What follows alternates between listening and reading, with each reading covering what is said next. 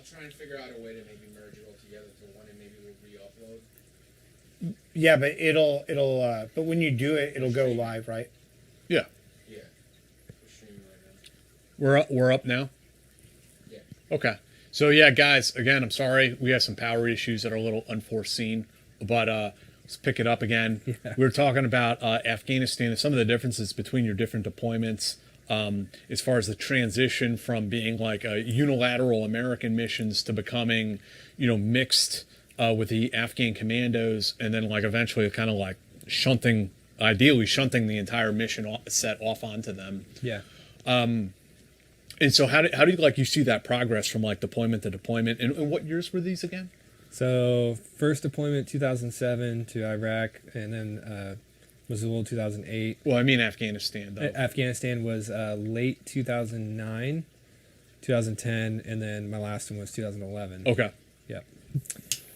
So yeah, it was interesting because again, Afghanistan was going through that transition period where they wanted to hand everything over to the Afghans, which makes it super interesting about like, honestly, when I got out in 2012, I thought that was going to be the end. Like I thought Right. we were at the end of the war. Right. Did I think it was going to go 10 more years? Absolutely not. Like Yeah. I did not expect that. I would have never foreseen that. I think everybody in at that time would have never Yeah. foreseen Yeah. that.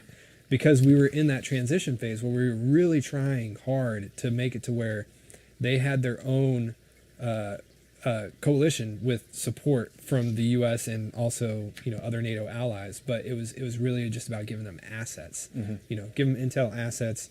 They run ops, and I thought that was going to be the case. And honestly, I thought it was going to run like that for a good amount of time. But obviously, history reshaped itself, and ops still kept happening. Rangers were still running ops off and on throughout after 2012.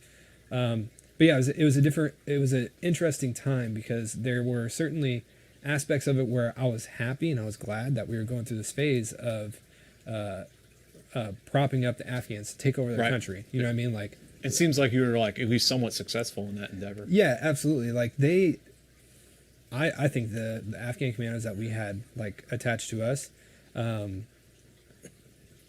two things. One, they became very proficient. They got really good. And the other crazy thing is that the Afghan commandos that were attached to us at the end of our first deployment in Shank were the same ones that we came back to in Shank 2. And that's something that I think a lot of people don't realize is in Iraq and Afghanistan, like, we go through cycles of deployments. They were in a continuous deployment. Right. You know what I mean? Like, and who knows after I left Shank how much longer those same Afghan commandos were still operating in the same area. Right. Like, it's insane to think about. And then also, I don't know if they ever changed anything, but I know at the time there was definitely a conversation about it because a lot of the commandos were semi-local. Right. And so, like, we're doing ops sometimes in their backyard. Right. And that's, I know, a bizarre thing for them. Sure. Right. Like, that's the equivalent of, like, It's say we personal. have drug cartels, in your neighborhood, like your backyard neighbor or whatever is like a Right. drug cartel, and the DEA is running ops on them, Right. and you're attached to the DEA unit. Right. Like, you would be like, what the? And doing in an area where people generally know everybody, Yeah. Right. so they're putting themselves, their families, everybody at risk. 100%. Yeah. That was the first time that I ever experienced where covering your face was such a big thing. Mm-hmm. Like, I never covered my face on any of my ops, anything like that. But the Afghans were super adamant about doing it. And fast forwarding to my time in Ukraine, they were very adamant about doing it in Ukraine. And I thought that was interesting, but like connecting the dots, it makes sense because the war is happening in that country where the people And live. the blowback could be on their family. Exactly. Yeah. And I didn't connect that until I went to Ukraine. Like, I didn't realize, like, yeah, I kind of understand it a little bit, but then when I saw the Ukrainians doing it, I was like, oh, because this war is happening here. Like, there is that small chance that Ukraine loses the war. And then now if their face is out there, of Right. course there's going to be an effort to find and prosecute, jail, torture, kill, potentially, all those people who are involved. I remember we did ops with our SWAT team from Tal Afar in Mosul, and like pretty much by the time we got back to Mosul after the op, because of the accent and the language that they use on target, and the people heard it, they know already that was the SWAT team from Talafar. That's Yeah. not dudes from Mosul. Yeah. So like, yeah, it's, all politics is local. Yeah. It comes out in the wash very quickly over there, in ways that we don't necessarily understand as Americans. Yeah, and that was another thing that, like, I think why the withdrawal from Afghanistan was so hard on so many people, with like not getting our interpreters out and not getting like the Afghan commandos and stuff like that out to people that we trained and we're trying to hand the country over to, because these guys were literally putting their neck on the line, like legitimately every night putting their neck on the line. They were doing it for years, decades, some of them. And there's like some of them to the point where I remember we had an interpreter where we were, going through the field interrogation, and the interpreter had his face mask up initially, but he got so aggressive and like angry with the guy. He was like, "Look at me," and like, "Look at my face." He was like, "You're gonna fucking tell me the truth and like tell me what's going on." Blah blah blah. Went through the thing, and I was just like, when he did that, I was like, "Whew." Yeah, that's on a different level. Yeah, like that escalated things. You know what I mean? Like that showed to the other guy, like, he's not fucking around. Like, you better tell me now. And that was his way of basically showing him, like, I don't care. You need to tell me the information we need. Tell me the truth. And like just the amount of risk that they put on themselves, and it's.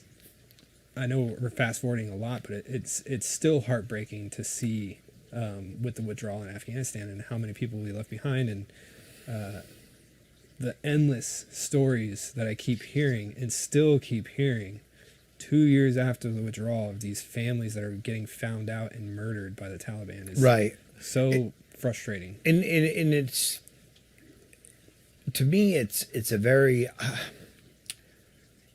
there is a crowd that calls these wars against Afghans or these wars against Iraqis, and the only people who have I think, ignorance to say that is nobody who's ever seen an Iraqi or an Afghan who were legit there trying to fight for a better way of life for their family.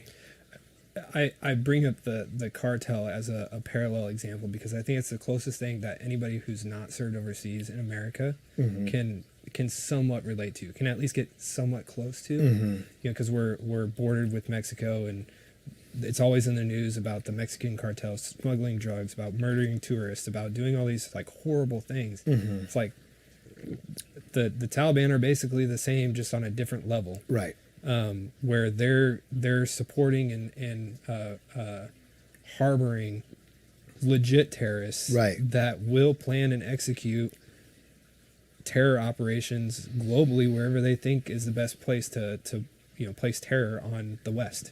And even outside of like Western interest and the terrorists that they protect, when the Taliban took over Afghanistan initially, after the Soviets and everything, like when the Taliban took over, life became miserable. Yeah. For Afghans, like life became miserable for them. People fled the country because of beheadings and executions in soccer stadiums. It wasn't they're not a good people, even if they didn't support, terrorists and whatnot. Yeah. They destroy the country. Yeah, and they're destroying it again. Yep. And again, if you're not staying in tune with everything that's happening in Afghanistan, I think it was the World Food, is it the World Food Organization who put out that 4 million or 40 million, something like that. It's in the millions regardless, are in critical need of food and support. Otherwise they're going to starve. And it's because we've cut off, like the U.S., all nations for the most part have cut off any sort of economic support for the Taliban. The Taliban have done it to themselves too. Yeah. Now you're in charge of the country, guys. You actually have to run a government, and they're finding out that ain't so easy. Exactly. Well, especially if you're a bunch of assholes. That doesn't help. It's such a hard situation to just watch, and I don't think we're we're not doing a good enough job covering it. Like, I know I don't even know enough about everything that's going on. I just know there's people starving, there's people dying, they're getting executed and killed by the Taliban. The Taliban are not the right people to be in charge of the country.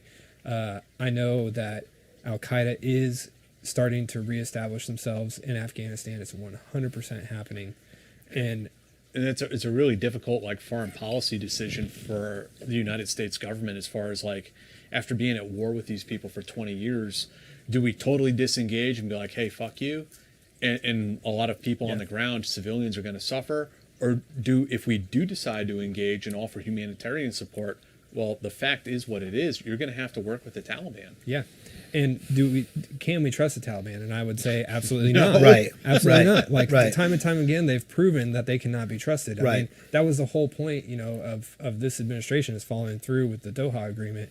And it's like the number of times that they broke all of the agreed terms month over month until, they were advancing. Remember, they even had the battle maps, remember, on like CNN and Fox News, where they were showing it as like the Taliban are pushing across Afghanistan. Here's another province that the Taliban, is holding and stuff. As they were moving across, it's like every time that happened, that was a provocation, and that was against the Doha Agreement. Like, we saw this happening over a period of time, and it's like, I don't know what it was, but it was an inability to act against it.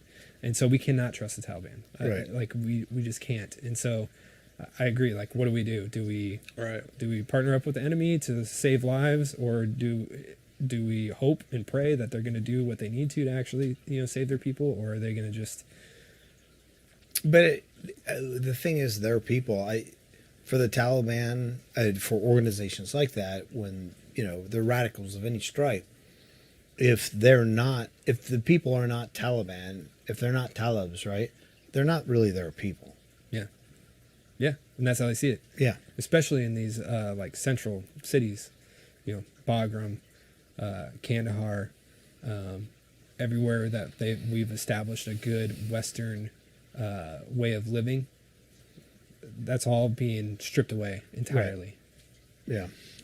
So as we get further into your deployments, and far as this transition to the Afghan commandos, I mean, what are you seeing? What's happening sort of on the ground as we get into like 2011, 2012? A lot. It's difficult. It's difficult for two reasons to let go of things, right? Like, as Rangers, we're trying to be as proficient, as effective as we can be. But we know we have to hand things over. We know we have to let go of the reins, so to say. And it's we lost also a lot of trust. I don't know if you guys remember, around that time there was a lot of these training facilities that were happening, both the Afghan police and Afghan armies, and there were Taliban who were infiltrating some of those training facilities, and then there was like The green on blue incidents. Exactly, that were all happening. And so like every time that happened, we had a reassessment of like, can we trust everybody here? Are we okay? And it's not that we didn't trust them, but we had to go through that risk mitigation effort. We had to know, are these the right people? Do we have the right people on the ground? Things like that. And that definitely adds another completely different level of stress and uncertainty that, again, we can't control. Right. And we, Rangers, I don't know if this happened across special operations, but one of the things that happened, and I don't know if it was an effort on purpose to do this, to mitigate some of this risk, but we started ensuring that at least one person on every one of our squads could speak Pashtun, because that was the prevalent language that they were speaking. And so we sent at least one guy from every squad would go get trained for several months to be able to speak at least functional Pashtun. And I think portion of it was to make sure that we could communicate effectively, because again, majority of the time you had the interpreter, you had the commander, and you might have like 2 or 3 other people within the Afghan Commando unit that was attached to us that could speak English, but for the most part, nobody else could. So it was like the relationship building, but then also risk mitigation. And it's also very interesting because this is not an operation, or this isn't a mission that people commonly associate with Rangers. People commonly think this is like maybe a special forces mission. Yeah. But here you guys are acting as the mentors for the commando unit and learning the local language, trying to integrate with the culture a little bit. Yeah. And I mean, that was sort of, we trained the Afghan police a little bit. I mean, when we were over there in 2004, but I mean, it's kind of like surface level, right? But you guys went much deeper with it. Now, I mean, what was that like for you as Rangers? That like, is this a little bit outside your comfort zone? But the interesting thing with Rangers too is you have very young guys who are very malleable and they adapt to the mission set very quickly. Yeah, there was I feel like two kind of groups of people. Is either it was like heavy discomfort, like it was like, are we training these guys to eventually turn and like kill us, or are we training them to be able to effectively like defeat Taliban and other terrorist organizations that are in Afghanistan? You know what I mean? Like we were always going back and forth with that, or not all of us, but some of us were going back and forth with that. And then there was others, and I would actually say heavily the people who were learning Pashtun and were connecting more on that like individual level that could have conversations and carry on conversations. It was much more of like a humanistic connection with them. Yeah. And understanding like where they're coming from, where their families were from, and all that kind of stuff. And definitely by our third Afghanistan trip, we were having those types of really good relationships. Like we were cooking and sharing meals together, and which is the primary way that like Afghans like host each other. You know what I mean? Like they have a meal, they have tea time and stuff like that. And so we started to make sure that we had these kind of things where we were again connecting more on a human level with them as opposed to just operationally. So yeah, things transitioned. It was in a short period of time too for me in the grand schemes of things. Right, you go from Mosul 5 years earlier to my last deployment in Afghanistan, and it's just a complete shift. Yeah, and that's one thing about Rangers too that I honestly, all special operations and maybe across the Army, but special operations especially, the adaptability, the ability to change real quick. Like, oh, you thought your mission was this yesterday, like we're changing it, we're doing something completely different. You thought you were landing on the Y, we're going to set you 12K outside. Like, you know what I mean? Like the adaptability and be able to just shift and be effective still, I think is one of the key things that makes it's interesting. The Rangers, it's like you said, it's interesting. The Rangers, maybe not all of them, but kind of embrace that. We'll share a meal. Let's, I mean, honestly, I feel like Special Forces could have come to you guys for some lessons during that period of time. Some of them for sure. Yeah. Because it's SF also went from we're not FID, we're door kickers.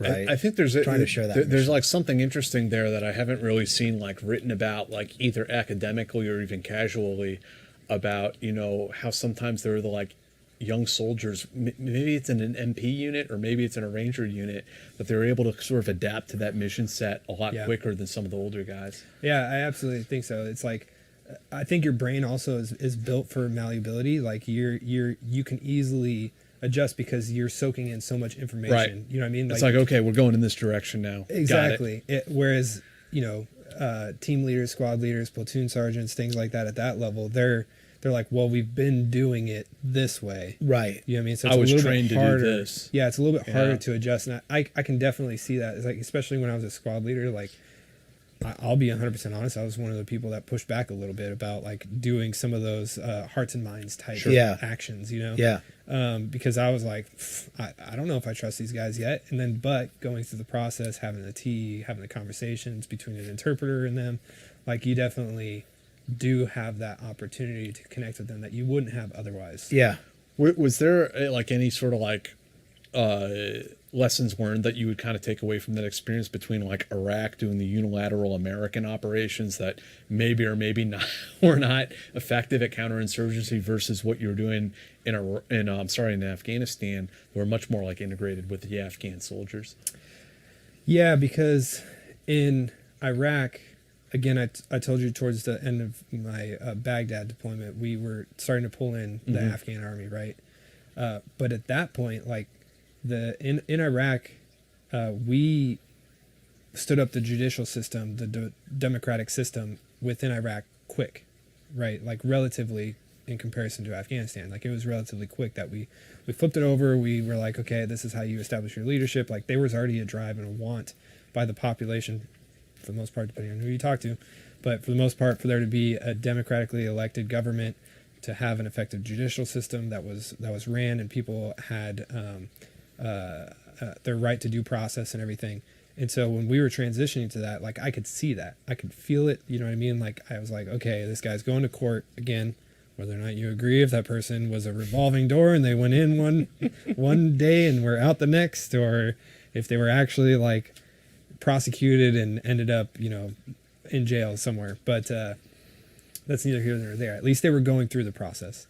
In Afghanistan, it felt more prolonged to do that, and I think a piece of that is the tribalistic nature of Afghanistan.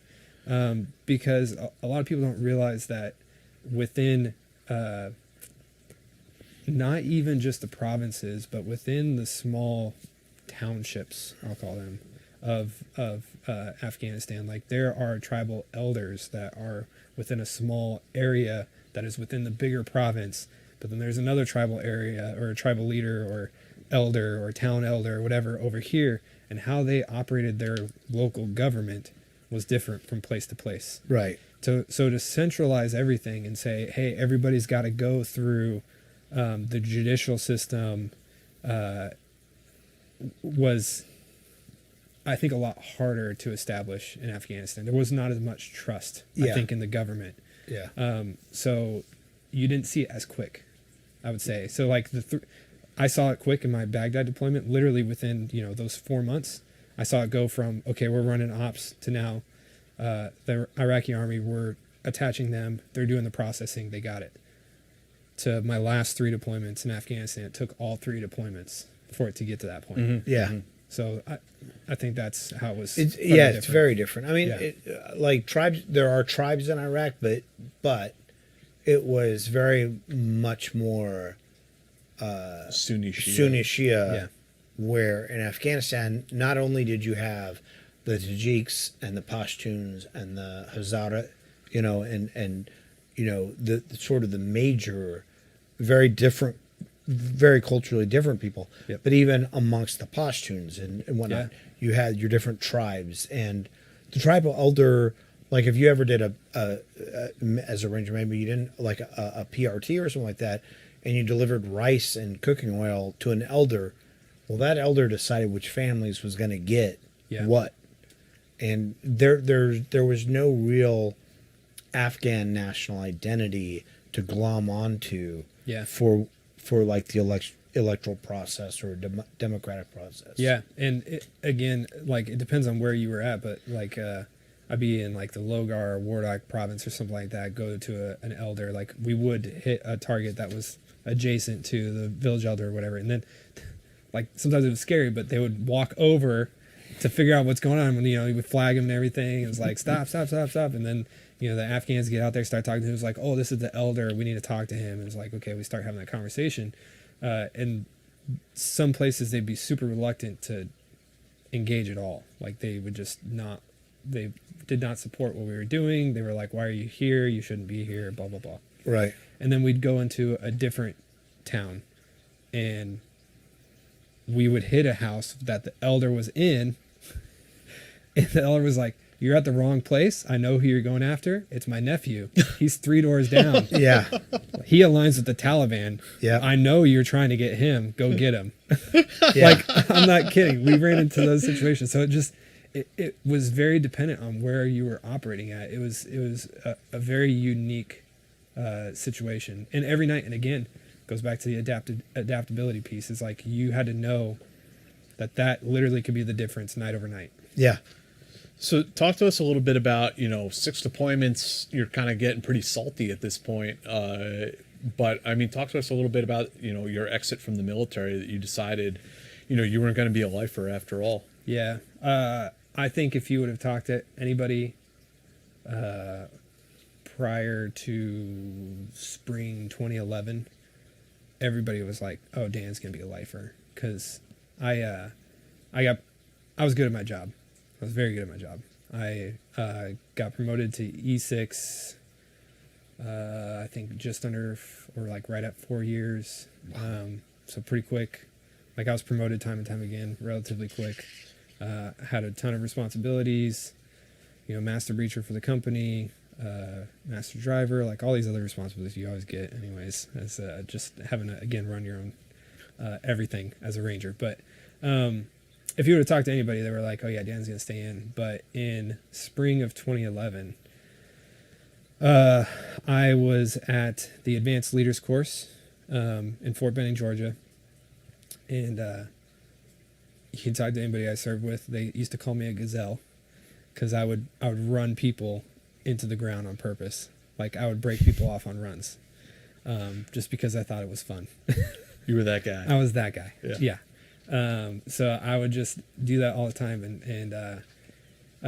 But I was at ALC and I was on a run, and it was the first time I had ever fallen out of a run. And it was because I was getting this pounding, horrible stabbing pain in my chest. Every time my heart beat, it was just like somebody was stabbing me in the chest. I tried pushing through it. I thought, okay, maybe it's like acid reflux or something like that that's going on. Didn't know what it was. But it got to a point where it's like, I might die if I don't stop. So I eventually like just stopped and, you know, sat on the curb. And they had to call like the CQ van to come pick me up.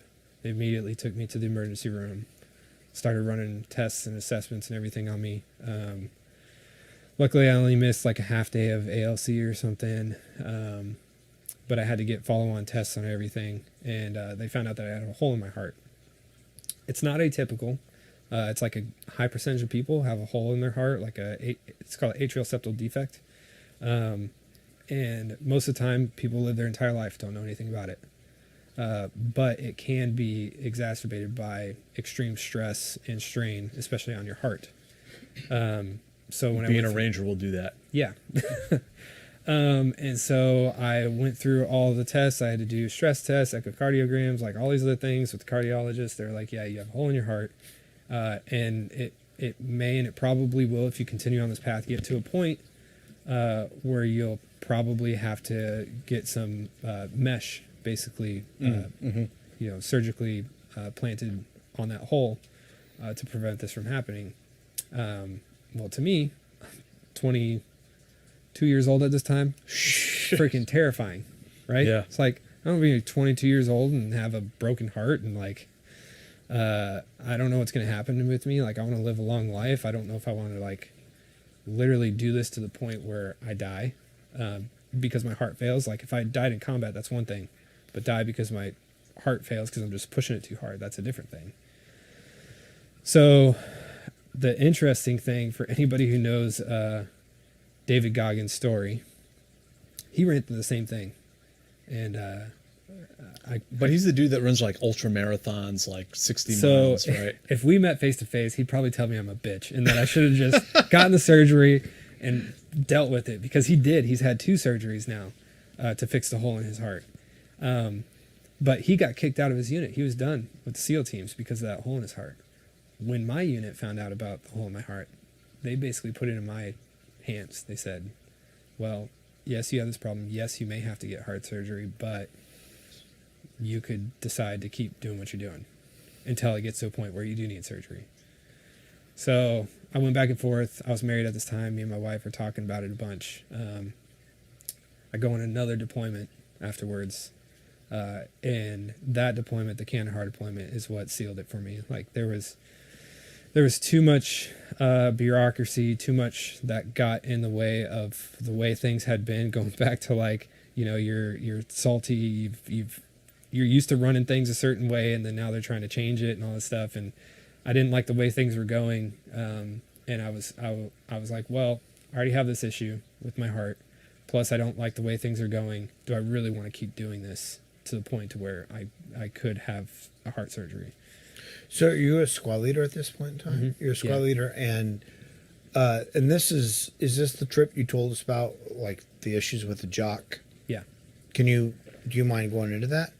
Yeah, I'll go into it a little bit. So in Kandahar, there was this area, there was this high value target we were going for, this HVT, who we knew was an IED manufacturer. We knew he was operating in the area, and we were tasked to do an offset. So we were landing in some COP. I can't remember what small COP it was, but we landed in some COP, and then we were going to walk to the objective. And I had pulled up the battle map to see where like all the incidences have been over a period of time. So anytime there's an IED or anything like that, usually gets reported, and then you can look at that, and you usually plan your route around where all the incidents have been, so that you can hopefully not repeat, and not have any casualties. So we were looking at that, and I noticed the route that we were planning was a high IED area, and I said, no, we shouldn't go. Like, we should not do this. Escalated it, to higher, to the jock, was like, I don't think we should go. And we're like, well, this guy's too big of a target. We can't not go. So I was like, okay, fine.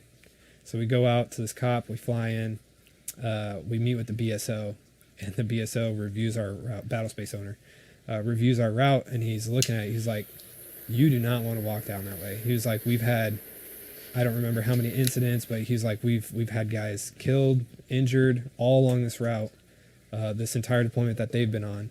And they're like, we call it IED Alley for a reason. They're like, don't walk this route. And so I escalate that to higher again, call up to the jock. It's like, hey, they're telling us, do not take this route. It's not worth it. Jock, obviously we have an exchange of words. A terse exchange of words. Exchange of words. I think even at one point I offered a slot on our jaunt through IED Alley with the officer who was in charge of that mission, and was like, you can come with us, and we'll go through the IED Alley together. And he decided not to go. And luckily that night we were fine. Walked through it, no problem, no issues. Got very lucky. We had good EOD, scout the route for us the entire way. We have dogs, scouting the route the entire way. So we were fine. I can't remember if it was the very next night, but it was very soon after that we didn't get the guy. So we're going after him again.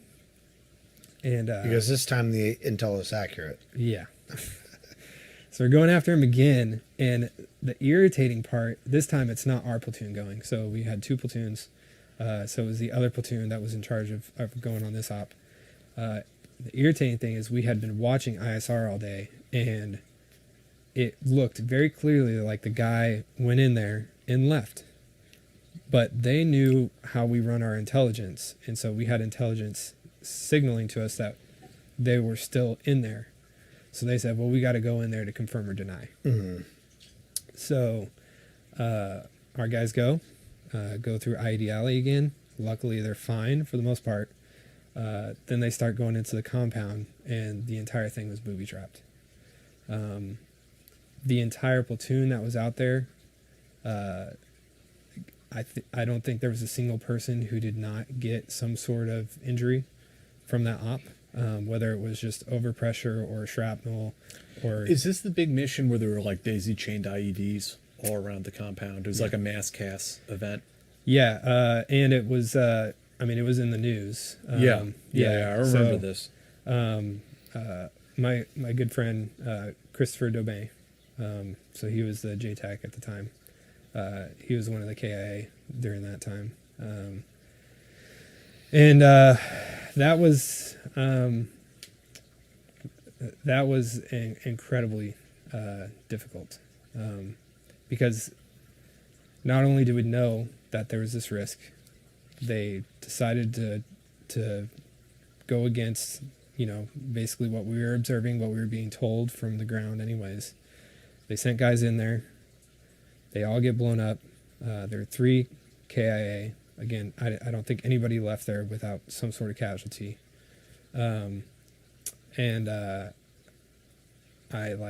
just lost it from that.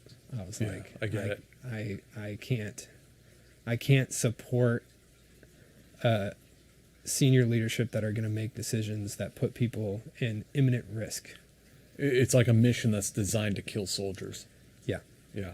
And So from there, I was like, okay, this pretty much sealed my decision for me. Like I'm not gonna stay in any longer. The fucked up thing and the thing that I'm proud of, but I'm also really mad about, is when I say that Rangers have incredible trigger discipline. 2 days later, we go out on the op for the same guy. This time, they said, we have absolute intelligence that the guy's there. We go hit this compound, find the guy. I interrogate him. The guy who just killed my friend. Like, the amount of restraint to not just fucking kill this guy. Right. Like, was so difficult. Because at this time, we had all the forensics against him. We had biological information against him to know, like, this 100% is the guy. Right. And every bit of restraint in my body to not just go to town on this guy. Sure. He's a bad guy who has killed American soldiers. He is an enemy combatant, but he didn't have a weapon at the time that you rolled him up. Exactly. Yeah. He's a coward. Yeah. Complete coward. Like, but a lot of those bomb makers and those people like that, they were like that. They were basically untouchable. Yep. They could do anything they wanted, and they would get. It was a catch and release program with them. yeah. So that's that whole sequence, and then my heart condition. I was like, I've got to be done. I've got to get out. I mean, that's also like a very adult decision, as difficult as it is to like come to the conclusion like, hey, I've hit that point. Like, it's time for me to leave. Yeah. And what was that transition like for you when you left the military? I did not transition well. When I say I didn't transition well, I didn't get into alcohol. I didn't like go down and spiral down those like deep dark holes and stuff like that. The way that I avoided those holes is I just sealed everything off. I've closed up that book, put it on the shelf, and said, I'm just not touching it. Mm-hmm. I just left it up there.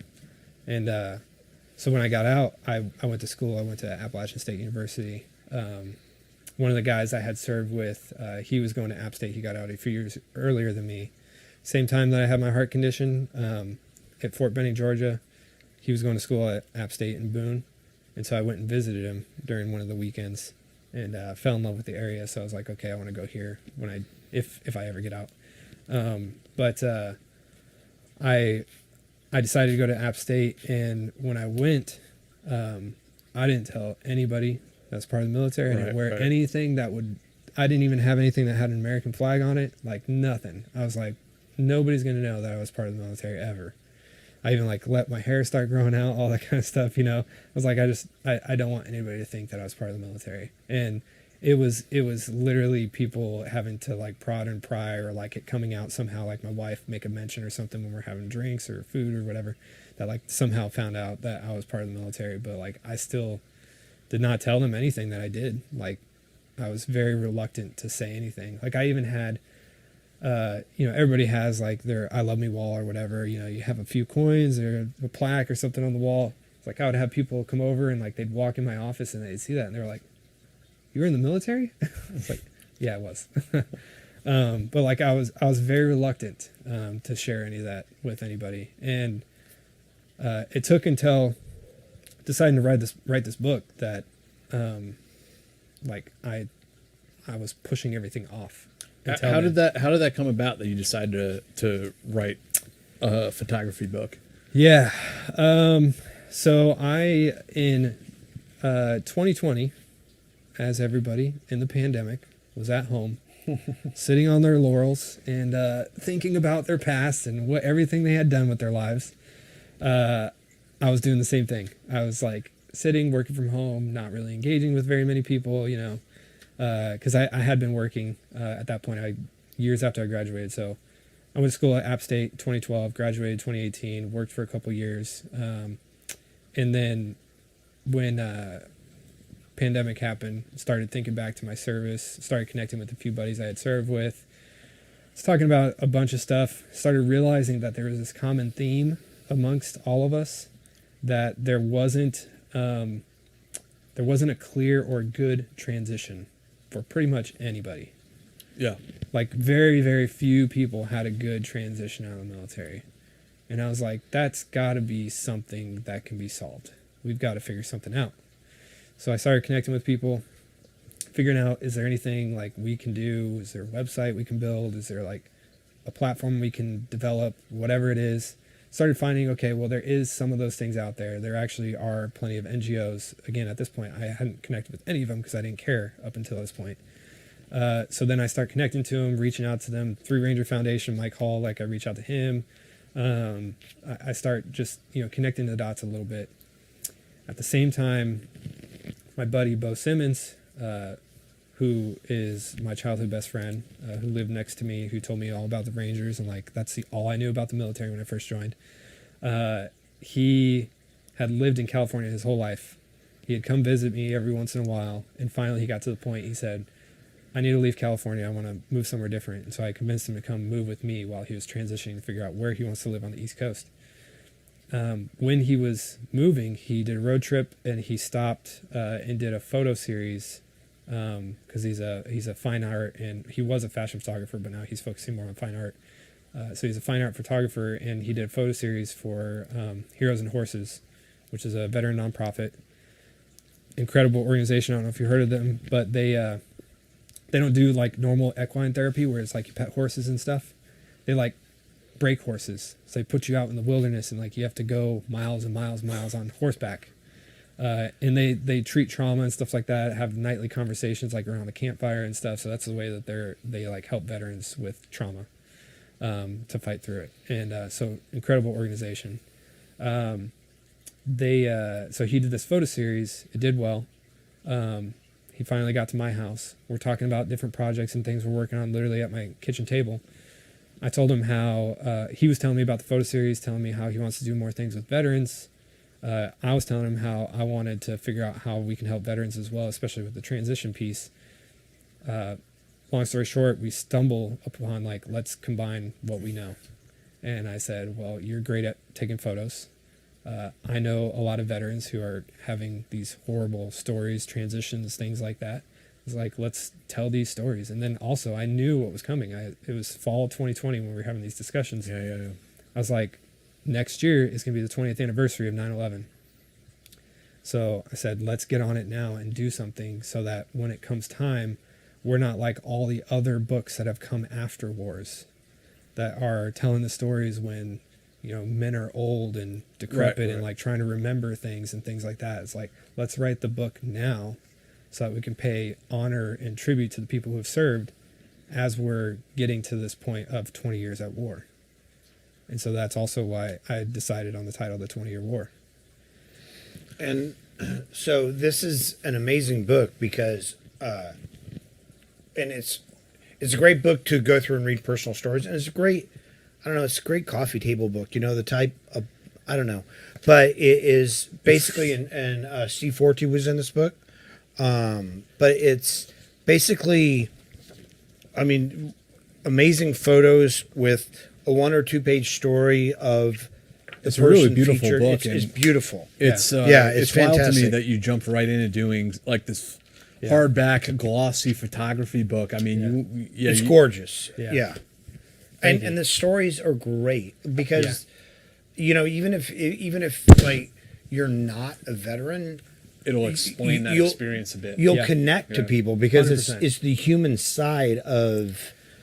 It's not that there I was knee deep in hand grenades. It's so this is who I am. Two things about this book, and I'm glad you stumbled across that. One is when we decided on these stories, how we were going to write them, is we didn't want it to be about the combat stories. Yes, there's a little bit about that combat piece. It has to be. The one qualifier we had for this book is that you had to be a combat veteran from the GWAT. And so every story starts out with, why did you join? A little bit about their background, their story, why did they join?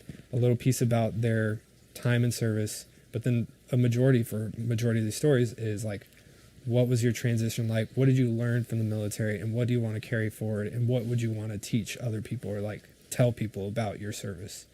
And that was a critical component that we wanted to nail. And General Votel wrote it brilliantly in the foreword. He said, I'm probably going to butcher the exact words, but he said along the lines of, as you're going through these stories and you're reading these stories, I hope that you connect, or I know that you'll connect with at least one, because they're so broad. Right. And it's so widespread across the GY. Again, it doesn't matter if you're a veteran or a civilian, you're going to connect with one of these stories. Right. And that's what we wanted to break down is like, yes, these are veterans, but they're humans. Like they're people. Like, and that's breaking down a bunch of different barriers that we could dive into, is like the stigmas around veterans and things like that. It's like, you look at these portraits, they're not portraits of people in uniform. It's portraits of people as they are today, and where they want to be and the things that they care about, and presenting that in their photo. And I think that was a critical piece to just show that human aspect of the veteran. No, it's brilliant, and we recommend everybody get it. Like it's phenomenal. Yeah. And in addition to this, like you spent some time in Ukraine. I did, yeah. Do you want to tell us a bit about that? Yeah. So I'll go through the quick version, but it was crazy when we wrote this book. As you guys know, the withdrawal from Afghanistan was happening simultaneously. Every headline on the news was the 20-year war. So it was an unfortunate and fortunate thing that happened is every news station wanted to have us on as a veteran voice. Wow. Yeah. Not necessarily, this is why I say the unfortunate piece, not necessarily to talk about the book, but to have a veteran voice from an author who wrote a book titled The 20-Year War, which is the headlines that are across all the news stations. Right. So we literally, Tom Memento, who's the other co-author, him and I were on every national news station you could possibly think of for the 3 or 4 months, around the withdrawal from Afghanistan.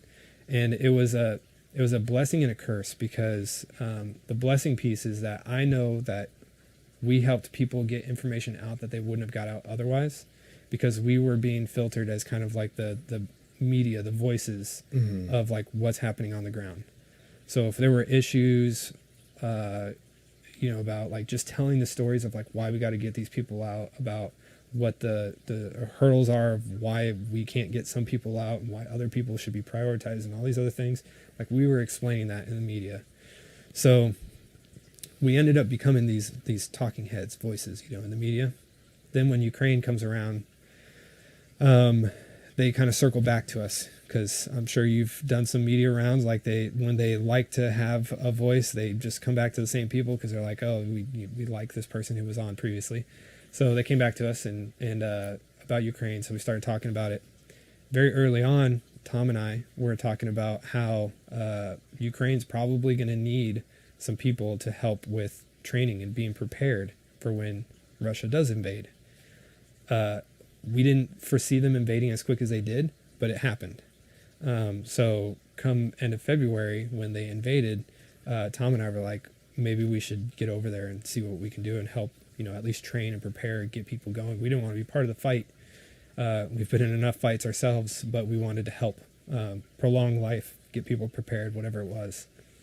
I ended up going and supporting a what they call the Self-Defense Training Center in Lviv, which was a civilian cohort of individuals who were all volunteers who wanted to receive some training so that when and if they got activated to go in the military, that they would be prepared, that they can, get more than just the 1 week they may get of training, that they would actually be effective once they did get called up. Because what a lot of people don't maybe remember is anybody under the age of 55, I think it was 55 male, you're not allowed to leave the country because you could be activated into into the war. So all those people are like I'm about to get activated, I need to be prepared.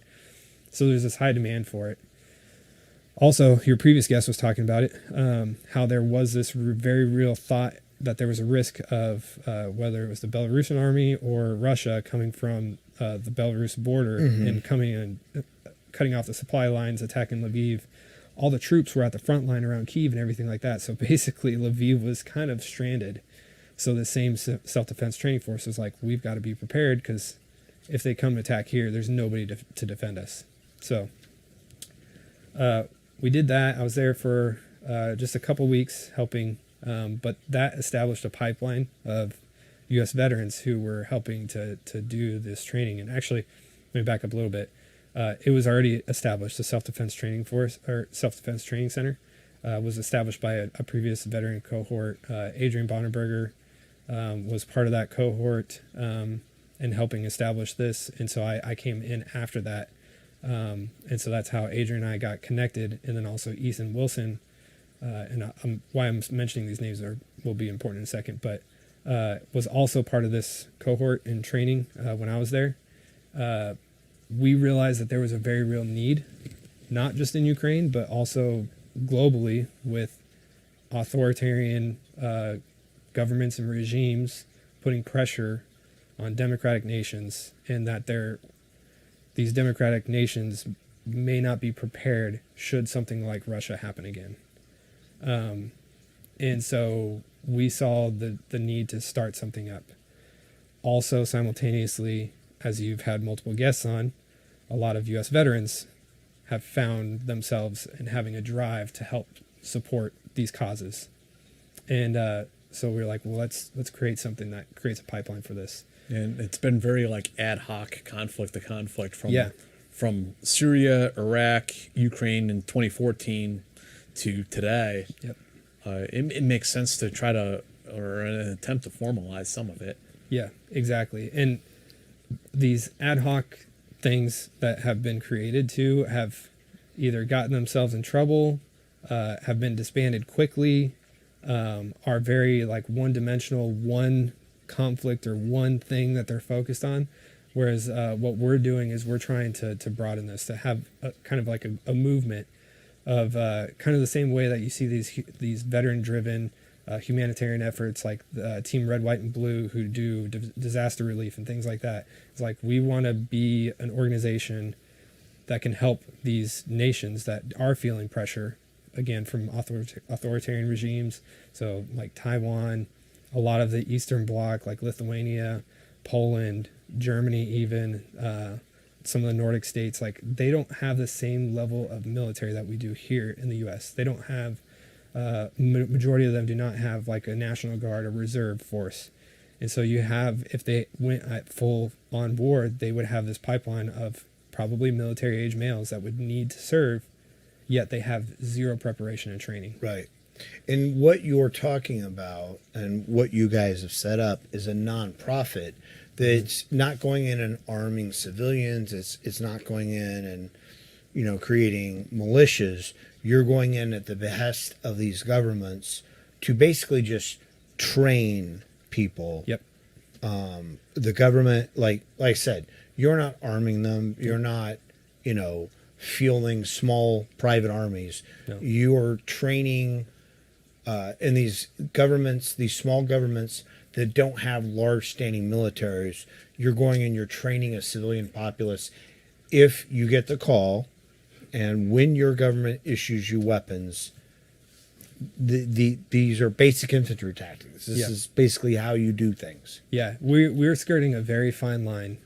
Two things that we did that I think was critically important is we went the nonprofit route. That forces us to achieve certain things to make sure that we maintain nonprofit status. So we can't receive like direct gifts or payments from any sort of like foreign governments and stuff like that. It's all got to be funded through a traditional nonprofit pipeline. So we can receive grants, individual donations, stateside. We could set up a international nonprofit, to get funds maybe outside of that, but really it's to make sure that we have controls in place so that we're maintaining the proper compliance so that we're not getting ourselves in trouble. And then the second piece is making sure that we are compliant with the U.S. government. So, registering and being licensed through the DDTC, making sure that we are ITAR compliant, that we are utilizing materials that are open source. We're just creating a pipeline of individuals who have the experience and ability to train on this open source material and getting others to a point where, should they be called up, they'll at least have a baseline knowledge to where hopefully it'll prolong their life and the life of others around them if they should have to go fight. And do you want to plug it? Yeah, so it's Citizens to Soldiers International. We just launched our website. It's citizens-soldiers.org. And we purposely are slow rolling this. So we really started with a blog piece to kind of tell people why training is important, why we're creating this organization, and why we're going about it in the way that we're going.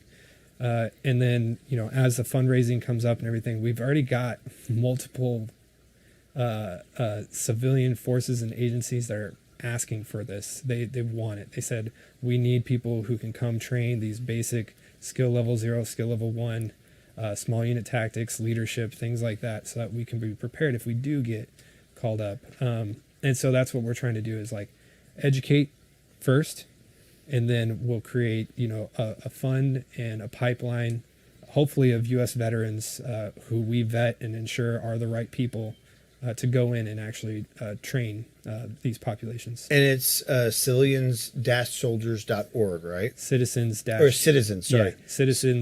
Soldiers.org. Yep. And then there was something else that you mentioned that I want to talk about. Can you talk about Phil Sussman real quick? Yeah. And anything else you want to plug after this? But yeah, he's gonna hate that I'm plugging him. But Phil Sussman is a very good friend of mine. He's in this book. He is an incredible person. I'm sure some of your listeners will know who he is by the name of Live American Yogi. That's his Instagram handle. But he's honestly one of the best loving people that I know. Air Force veteran. He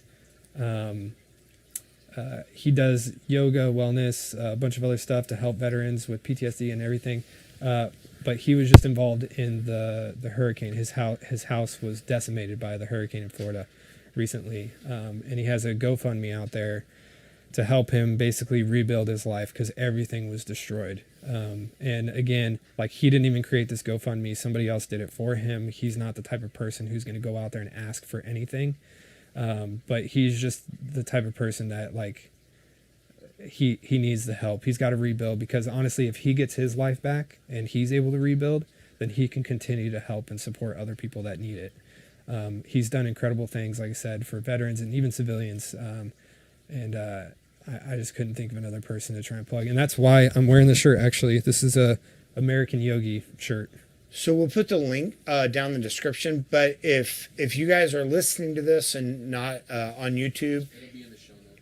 it's Phil Sussman, Sussman, American Yogi, Hurricane Relief on GoFundMe. Please drop a couple of bucks. Help somebody out who's helping other people out. Yeah. And what else? Where can people find you, or what else do you have going on? About the book, really quick. People can go purchase the book, 20yearwar.com. It doesn't matter how you spell it. I have all the URLs, so 20yearwar.com. You can purchase it there. People can purchase it through Amazon as well, but Amazon, there are other ways of taking a percentage of. Amazon does Amazon. Yeah. Go 20-Year War, any way you want to type that. And it's a phenomenal book. Please pick it up. Like, you'll love it. And the other thing we didn't even get into at all, but that book actually turned into a museum exhibition. Oh, really? Yeah. So we partnered with the National Veterans Memorial Museum in Columbus, Ohio. So it is the national museum. It's the only one.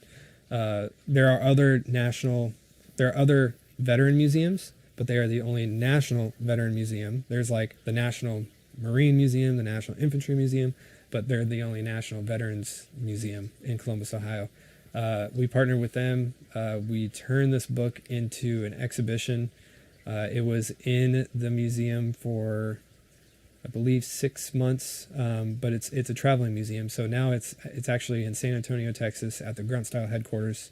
So anybody in that area can go check it out. Oh, fantastic. And then it's going to keep traveling. Like, it'll be hopping from place to place. We're hoping to get it actually here sometime in the next couple of years at the 9/11 Memorial Museum. So it's a really cool experience. Like, it's kind of weird, if I'm going to be 100% honest, to like walk into any sort of museum that's just portraits.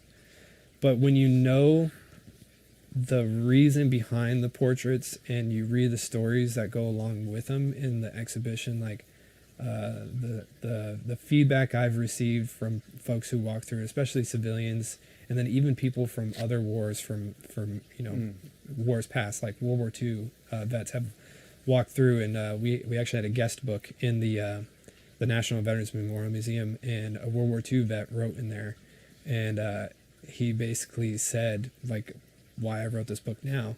He's like, thank you for not waiting. And that was huge. I was like, it still gives me chills. Like, like the fact that he said that, I was like, And do you, on your websites, the 20-year war, do you have like the location? How can people keep track of where it's going to be and if it's in their town? So if you go to National VMM, so nationalvictormikemike.org, there is an exhibitions tab, and you'll see the 20-year war on there, and it's got all the information about it. And where it's going to be, and dates and stuff like that. Fantastic. Yeah. So it'll, well, I don't want to say where it's going to be because we're still trying to get it in the next place, but we're hoping it'll stay in the San Antonio area next. So it's in Grunt Style headquarters until Veterans Day. So it's there until November 11th. Then from there, it'll pick up and go to the next place, and then it'll just keep rotating to new museums, new locations. So hopefully, that's awesome. Yeah, hopefully it'll get into within a couple hour driving range of anybody across the U.S. Fantastic. Real quick, couple questions. Jackson, thank you very much. Did you ever work with CAG, Dev Group, or HRT? Which unit impressed you the most, and why? Oh, I worked with all of them. I think CAG was the most impressive, primarily because they were like, they didn't need anything. They were so self-sufficient and efficient on what they were doing. Like we would do ops with a full platoon. So, a full platoon would be 4 squads plus all your attachments, end up being like anywhere from 35 to 40 people. CAG could go on an op with 20 or less people and be just as effective. Mm-hmm. So it was really impressive to watch them and to be able to work with them and just see how effective they can be. What's cool is CAG is primarily made up of Rangers and SF folks. So like you get this instant connection with them as well because our pipeline, is already there. It's like they were like, oh, what platoon are you in? Oh yeah, I was there back in 06 or whatever, or 05 or 02 or whatever. Mm-hmm. So it was like that instant camaraderie there. Whereas like like DevGru, HRT, stuff like that, like they don't have that same instant connection there. Mm-hmm. So yeah, that's what I'd say was probably the best. And Joe's gotcha. Did you ever cross-train or operate with UK SFSG? I did not. The closest we got was we worked with, I can't remember what they were called, but the Australian version of Special Operations. The Commandos or the SAS? I believe it was their SAS. Yeah, and it was only training. Sasser. Yeah, it was only training that we did with them. It was in country though, so it was kind of cool to do some training in country with them. That's pretty cool. Yeah. And that's about it. Thank you so much, Dan. We really appreciate it. And we really apologize for Don't worry about it. The technical difficulties tonight. It happens. Yeah. We're going to blame D. He's going to be fuming for days about this. We won't hear the end of it. D is like the Navy SEALs of podcasting. I'm just kidding. No, D, we love you. And we love Navy SEALs. I'm just kidding. So on Friday, we'll be back. We're going to have David McCloskey on the show. He was a CIA analyst. He's the author of Damascus Station and the upcoming Moscow X. This will be out in October. I just finished reading this book a few weeks ago. Super good. Really cool book. So we'll talk to him all about that stuff on Friday. We got some more Patreon questions. Do we? Well, what is it, D? Listen to this. Hold on one second, please. You got it, Dave? Yeah. Let's see here. Thanks, Dave. Isaac, I'm 30. I'm 30 in my third year of uni, going for my bachelor's degree in cybersecurity. I wasn't able to join the Army because of medical stuff, but I still want to do stuff like you in Spec Ops, Covert World, like you did. What can I do to increase my chances of getting in, or at least being being helped? Probably at this point is getting into the contracting world, especially within special operations. There's a few companies that work directly with special operations, like CACI. I know is a big one that works directly in SOCOM. They even have like an office working out of there. Khaki. A lot of IT work, especially if that's what he's getting into, cybersecurity and stuff. They contract a ton of that. Mm-hmm. So having exposure there, that's like probably the quickest way that I can think of is looking at who holds some of those contracts, especially in an area that he's working in. But I will also say, it's worth calling up like the regimental recruiting office, because I told we were talking about it offline, is they do have their own intelligence company now. I know a portion of that is cybersecurity, so certainly a possibility to kind of get the foothold in special operations there. Eric, can you throw us military nerds a bone and mention the number designation for your task force in Iraq, or the Rangers task force right at that time? And you can or can't, that's your choice whether you want to answer that. I'm pretty sure it's pretty publicly out there now that you could probably find it. Yeah. Yeah, you can find it pretty easily. There's a few books that are written too that clearly say which task force were operating at what time and who those people were. And also, Eric, you mentioned some intelligence discrepancies in Afghanistan. Do you think it was harder to get good signals and human intelligence because the battle space was so different than Iraq? Oh, 100%. A few things. Technology-wise, not as many cell towers in Afghanistan. Just not as much SIGINT intelligence that you can get out there. So that's a huge piece of it. And then also just they learned really quick how to transmit messages without any communication. So again, very tribal area. It's literally like not messenger pigeon, but people on what were those The little dirt bike looking things? Soup cans with a string. Yeah. A lot of those that people were riding around with messages, like just word of mouth. Couriers, couriers. And so that was different because you're now not tracking messages that you can do in a digital land space, but now you have to have line of sight to be able to know how messages are being transmitted. And then you also don't know what they're saying. Yeah. All right.